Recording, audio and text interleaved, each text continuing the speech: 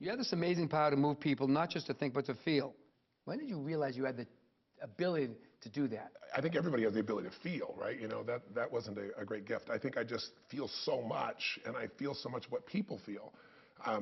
When my youngest son, I remember when I was really young even, came in and he'd bring his friends and go, watch my dad watch this movie, and I'd be like, you know, don't open the door. I just can't help myself. I feel what they feel. And so that produced a lot of drive in me to help people when they're in pain, because I feel their pain. And even when I was a little kid, I mean, my mom reminded me when I was like 4 years old, I'm in this backyard, and there was a woman next door I used to call young lady, and she was 80 years old. But, you know, seeing her light up when I called her young lady, I got hooked on at 4 or 5 years old. So I love that, and because I'm driven for that, my lifetime has been about how to help people achieve what they want, break through, discover things. And you could be an idiot if you spend 3 or 4 decades, in my case it's been 3.5 decades now, you know, being obsessed about that. And then when you get rewarded all the time, because people, you know, people are incredibly generous when they feel like you've touched their life. They send out a lot of love, and I'm a love bug. So I got hooked on that at a very early stage of life, and I still am. You specialize in a lot of different areas: health, business, politics, sports, all kinds of areas. Of all the areas, what's the most challenging to move people to be active in their own rescue? It's a great term, active in their own rescue. You and I both have some history with that one, right. Going down the Colorado River. Right. It's a whole other story. Everybody has their hooks. Everybody's different, Peter. You know, some people, it's their business, their finances. You know, if that gets hooked, it's like their identity is tied to that. For other people, it's their body. They just feel like it's impossible. They can't change anything. They've gone into learned helplessness, where they just have literally learned that they're helpless. They can't do anything about it because they failed so often. But if I had to pick one that probably is most fraught for people overall, it's really intimate love and romance, because you can control your business to some extent because you can control you. You can control your finances to some extent, right, by your choices. But you can do everything you want to do in an intimate relationship, and it can still blow up in your face because you can't control another human being, and if you could, you'd have no relationship. So, and I also think that if there's a story that all human beings have, it's the story of fear. We all have what we're after, but everybody has fears. And I've been with, you know, 4 million people now from 100 countries over these, you know, 33, 34 years I've been involved with people now. And I can tell you all roads lead to Rome. Whatever you're afraid of failing or succeeding or whatever the case may be, it really comes down to a fear that we're not enough. And if we fear we're not enough, our ultimate fear is if we're not enough, we won't be loved. Who can produce that fear in you more than somebody whose love you crave? Somebody that you really want them, and they all of a sudden don't love you as much anymore? It crushes the soul. So most people have these plans like, I'll be successful, and then I'll know I'm enough regardless of what someone else does to me. Or, you know, I'll be strong enough or physically beautiful enough. But of course, all those things are relative and none of them last. So getting people to have the courage and the faith to realize there is no security in life, and there's no security in relationship. There's only what you can contribute. There's only what you can create. And getting people to that place is not an easy thing to do, but when they do it, it opens up a whole new universe, because when somebody's in love, you know, what's wrong with your life? You know, nothing. You know, oh, what a beautiful morning, doesn't matter, you're silly as hell. But when they don't have that love in their life and everything else is going well, they still come to that empty place inside at the end, and that's the place where the most successful people on earth that have been clients of mine, you know, everybody thinks is so incredible, that's where they're lonely still very often, and that's the area that you got to really dig in to help someone. Do they usually have a story that happened to them very young, which is kind of a backstory or a seminal element that is still present in them 10, 20, 30 years later and preventing them from exercising those talents? Well, nothing's preventing them, but they choose to go back to that story, right? Because how many stories do we have in our lives? But we have certain seminal ones that have so much emotion wrapped up into them, so much pain, so much hurt, or so much excitement that they shape us, and everybody's got those. I always say, change your story, change your life. Because whatever your story is becomes the shaper of all your perceptions, what you're going to try or not try, do or not do. The problem is most people are so addicted to telling that same story over and over again, it does become their prison. And so the answer is yes. I think the oldest story is that all of us were loved unconditionally when we were born. You know that even if you thought you had the worst mother in the world, because, you know, if a baby doesn't have someone willing to love them, that means take care of them above their own needs. There's no rewards for a mother, ooh and ah, for all that stuff. For a father, ooh and ah. You know, we feel it because we're on drugs. We got oxytocin in our body. As soon as we're a woman's pregnant or a father's there and he sees his child, that biochemistry changes in us and we love that thing even though it looks like a lizard, right? It doesn't matter. We know it's our kid. So, but that doesn't last forever. There's a stage in your life where you could yell, scream, throw stuff, smack people, and you still were taken care of in love. But then there's a day when that oxytocin wears off, and suddenly somebody yells at you or hits you, or even worse, ignores you. And that's the moment when the ultimate story is, what do I do to get that attention back? What do I do to get that love? And so some people, you know, they suddenly try to crawl or walk, and everybody goes, look, Johnny's walking, and the story is, I'm an achiever. I do things so I'm significant enough to get attention and love. Some people break stuff and people come, and they learn, if I destroy stuff, that's my story, then I'll get unconsciously this love. Some people, you know, they go, they make some noise and everybody laughs, make some noise, and a comedian's born. So that story, that experience becomes the story of what I've got to do when I feel uncertain that I'm significant enough to be worthy of attention and love in this life. And I'm oversimplifying it, obviously, because we've had a lot of series of stories in our life. But if we can go back and reclaim who we are today instead of living an old story, everything in your life changes. And that's a part of what I do. I recall the President of the United States calling you. Remember, you were going to see Princess Diana, Mikhail Gorbachev, all these people, extremely successful, extremely talented. Did they all have backstories that ran them? Did they all have some element in them, despite their success, that was still in the back of their head, still telling them, you're not good enough, you are good enough, or some element of their life that wasn't working because of that? Well, I don't always get the call because somebody's got, you know, some emotional problem or challenge. You know, when the president called, you gave me a lot of crap for what I said to him at that time, which was, I said something like, you know, I'm really appreciative of your calling, but I'm not a fan at that stage. So if you still want to hear from me, I'd love to come and do some coaching with you. So I was rather direct with him. But no, everybody's got parts of their life that shape the way they look at today and how they behave today. Everybody does. Everybody has a backstory, multiple backstories. The question is, which one's running you now? But what I'd say the common backstory for the successful people is hunger. Something produced drive in them. If you say, what's the difference in human beings and how they perform and how they show up, it's not intelligence or ability. You can find somebody with plenty of intelligence and ability and they don't maximize. They can't fight their way out of a paper bag. And then you find this other person that finds this hunger inside. You have it, I have it. Almost anyone we know who has done something they're proud of in their life or they feel good about in their life, they had to get through all the obstacles. They had to get through their own limiting stories. And so there had to be something they wanted more. That hunger often comes from a story of frustration or pain or desire. And finding that touchstone and igniting it is how you often can take somebody who's not driven and hungry and really help them to change their life. Do you think that people are empowered when they hear that somebody of that high stature also has some of those same problems and some of those backstories that are handicapping them? It's a great question. Some people are. Some people use it as a reason to hang on to their old story. Ooh. Very cool. Right? Because they go, well, if Bill Clinton has that experience, you know, if Tony Robbins has that experience, then what the heck am I going to do? And that's part of the challenges. It's like, I remember one time, it was fascinating. My own sister, something was going on. It was challenging and everything else. And I said, you know, how come you didn't call me? And she goes, well, because you're Tony Robbins. I'm like, what does that mean? She goes, well, you can handle it. You know, I was going through a really rough situation. Right. I had a similar experience with one of my boys, with my son Josh one time. He says, well, Dad, you're Tony Robbins, right? People make up this story because they don't know the real backstory. You know, you and I know each other's backstories. Mm-hmm. You and I know that we didn't just show up this way. We've had a lot of gifts in our life, but we've paid the price to do it, and we found a way to add value throughout life, and that's why we have the privilege to be here. But if you start thinking that everybody's messed up, then it gives you an excuse to stay messed up. Versus my view is, let me tell you what these people overcame to be where they are. That's what I'm more interested in, so that you and I have something to aspire to. Because stories will either give you some form of aspiration, some inspiration, or they give you an excuse to stay where you are, or even make it worse.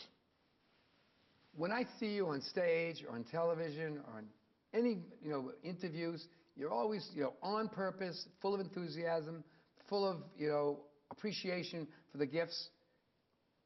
Was there anything that you were insecure about when you were growing up that you felt, oh my God, this could cripple me, or it was something that you really one thing? How many of the one things you want? No, Peter, I have trained myself with certainty not just with stories, by focusing on when I did succeed and building those stories, but honestly by building into my body that certainty physically, like driving it in myself. I had so many fears. I mean, I had minestrone soup acne on my face in high school. I didn't feel attractive. I was 5'1" my sophomore year in high school. That's a scary thought. Isn't it? That's a scary thought. I grew 10 inches in a year. Well, the next guy that met you a year later, that's a scary thought, too. Well, what's a scary thought? I was with you when I found out, I had a tumor that made me grow like that, and I had no idea. So, you go from 5'1" to 6 foot, 6'2", now 6'7". People say, what's the difference? I always say personal growth, right? But it was a lot of personal growth, right? I mean, like, not only physically going through, but what I went through mentally and emotionally to make that happen. And so I was the little guy. I wasn't that strong. I had quite a mouth. I wouldn't take squat from anybody. And it's like, senior guy come to me and get in my face. But I had a mouth on me, wouldn't take it, but I was slow and not that strong. I had a good combination, right? But I overcame it mostly by saying, in the end, if I find a way to add enough value to somebody else's life, and I'm totally sincere and raw, they may doubt it all they want, but if I do that for year after year, decade after decade, eventually I'm going to get through to them. And my life has kind of panned that out. There's a large number of people, millions of people I've been able to serve that way, many of which who thought, oh, who's this idiot, this motivator, the big-toothed guy? But then they see me work my guts out for someone and really create results day after day, year after year, and they start to go, maybe the guy's, the real thing. That's, people get to judge that by results rather than by discussion. I did that. Yeah. I did that. I told you my story that I saw your stuff and I thought, oh my God. And I saw it another time.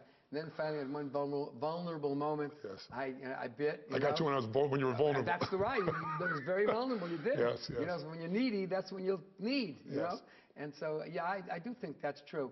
The interesting element is that sharing the fact that you weren't, perfect and born that way, and we're ready, you're ready to go from the go, is important because I think most people don't realize that they have the ability to tell a different story to transform themselves. Well, the best way is not for me to tell my story because, that's self-inflation. That's not my goal.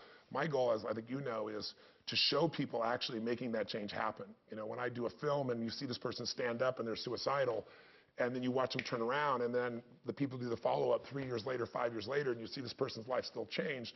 When people see that over and over again, or they see relationships come together that are ending, or they see guys that were struggling in business and now their guy is so successful, and they saw the moment it happened, and they see the follow-up, and they hear from the guy, then it starts to penetrate people that there's no free lunch, but there's some strategies that can accelerate your growth massively and your sense of fulfillment, your sense of enjoyment, because if you succeed, but you're not fulfilled, you failed. So those are the two missions that I'm trying to do, not so much with my story, but with thousands, actually millions now, stories of other people.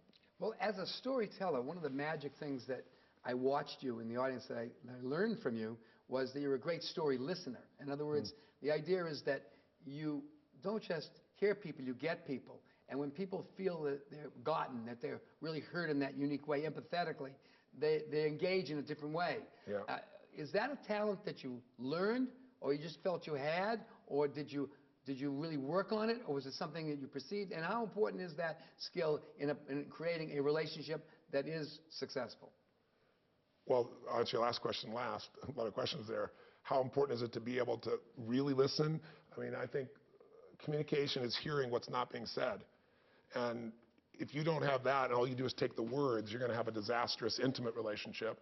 You're going to probably have some really disastrous business relationships because most people don't speak what they're really feeling or saying. Most of the time they're either scared to, afraid to, or they're hiding their agenda because they have another agenda.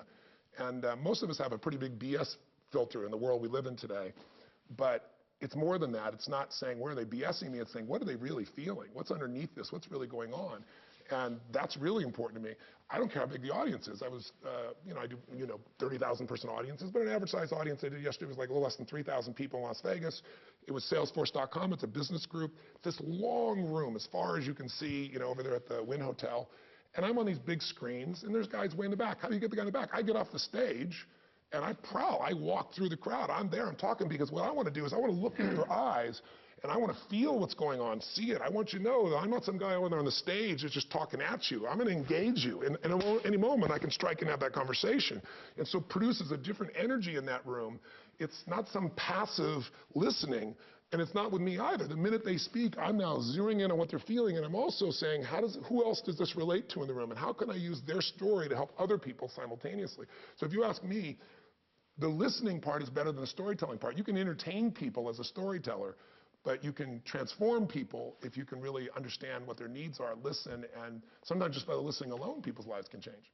When you're on stage, or when you're coaching people directly, how important is it to really be interested in who you're talking with, as opposed to being interesting in telling your story?